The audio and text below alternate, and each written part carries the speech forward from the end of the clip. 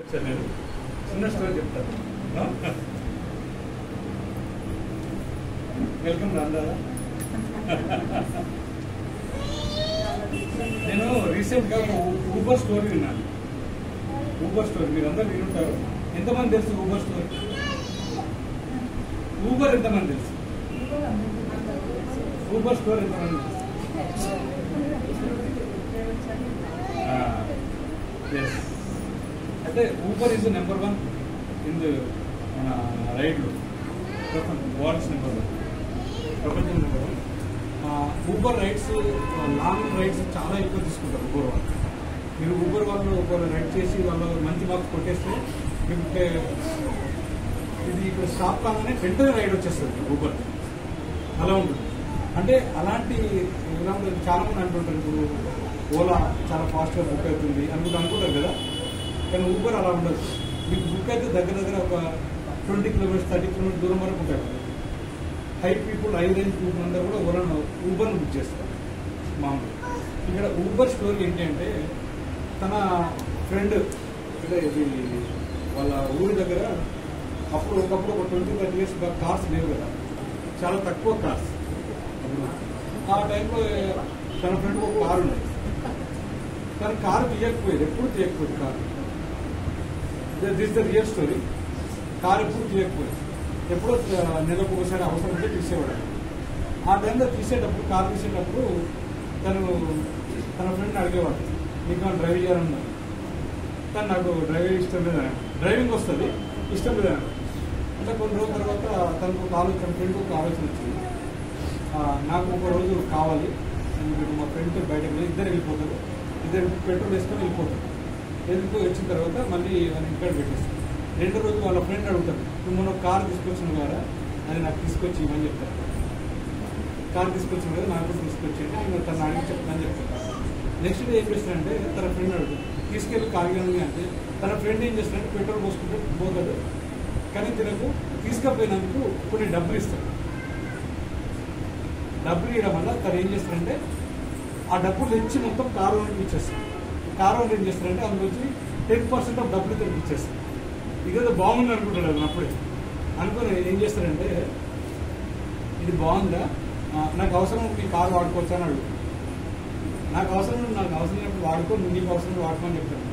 అట్లా తను ఏం చేస్తాడంటే రైడ్ బుక్ చేయడం మొదలు పెడతాడు. అవసరం ఉన్నది, నా దగ్గర కారు ఉంది, ఎవరికైనా కావాలంటే ఇద్దరు పే చేయండి, మీకు కారు ఇచ్చేస్తాను. అట్లా 1, 2, 3 మంత్స్ వరకు ఎవరు రారు. పిల్లలకి ఆయన స్టార్ట్ చేస్తాడు, క్యాన్వర్సింగ్ స్టార్ట్ చేస్తాడు. స్కూల్ వాళ్ళు వస్తారు కదా, నా దగ్గర 5 ఉందని. ఆయన ఏం చేస్తాడంటే ఆయనకు వాళ్ళ ఫ్రెండ్కి ఏం పని ఉండదు, ఇంకా తిరిగి చెప్తూ ఉంటాడు. ఒక 3 మంత్స్ తర్వాత ఒక ఆయన వస్తాడు, ఒక ముసలైనా ఇద్దరు హాస్పిటల్కి వెళ్ళాలని వస్తారు. ఇప్పుడు తీసుకెళ్ళడానికి అంబులెన్స్ కూడా లేదు అని చెప్పేసి అంటే, వాళ్ళని అడగండి కారు ఉంటుంది వాళ్ళ దగ్గర అని చెప్తాను. ఆయనకు ఫోన్ చేస్తానంటే, ఫోన్ చేస్తే చెప్తాను, ప్లస్ నా దగ్గర కారు ఉంది, వితిన్ ½ an hour తీసుకొచ్చి ఇస్తానని చెప్పేసి వాళ్ళని కార్లో తీసుకుంటారు. వాళ్ళు అప్పుడే $1,000 ఇస్తారు. ఆ టైంలో 30 years బ్యాక్ హెల్ప్ చేసినాను. అందులో $900 ఓన్ కారు ఓన్కి ఇస్తాడు.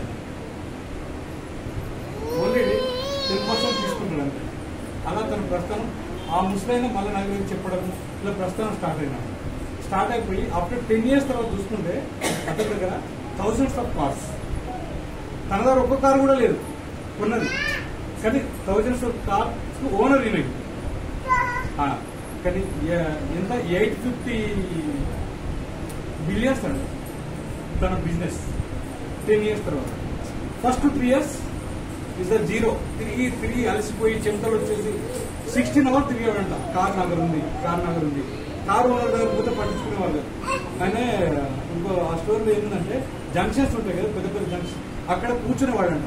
ఏదైనా కారు పోతే నెంబర్ రాసుకోవడం, ఎవరెవరి దగ్గర కారు ఉందో చూసుకోవడం. అమెరికా ఆ జంక్షన్ లో కూర్చుని ఎవరికి కారు పోతుంది ఆ కార్ నెంబర్ రాసుకొని మన ఆర్టీఓ ఆఫీస్కి పోయేవాడు. ఆర్టీఓ ఆఫీస్కి పోయి అది ఎవరిది అని తెలుసుకొని మళ్ళీ వాళ్ళ ఇంటికి పోయేవాడు. వాళ్ళ ఇంటి వాళ్ళు 2-3 రోజుల తర్వాత కానీ ఈయనకి ఎందుకు రెగ్యులర్ వస్తున్నారని అప్పుడు పర్మిషన్ ఇస్తే అప్పుడు చెప్పడం, ఇలా చెప్పడం. అట్లా 100 మందికి చెప్తే ఒకరు ఇద్దరు, 100 మంది చెప్తారు. కానీ ఇప్పుడు ఏమైంది, కారు కొన్న వాళ్ళందరూ ఊపర్లో పెట్టాలనుకుంటారు, అవునే కదా. ఇప్పుడు ఏం జరిగింది, ఇప్పుడు మల్టీ దాని ఏమంటారు బ్రాండ్. అది ఇప్పుడు ఒక ఊబర్ అంటే ట్రస్టెడ్ బ్రాండ్ అయిపోయింది. అంటే ఒక బిజినెస్ సస్టైనబుల్గా చేయడానికి కనీసం 10 years పడుతుంది.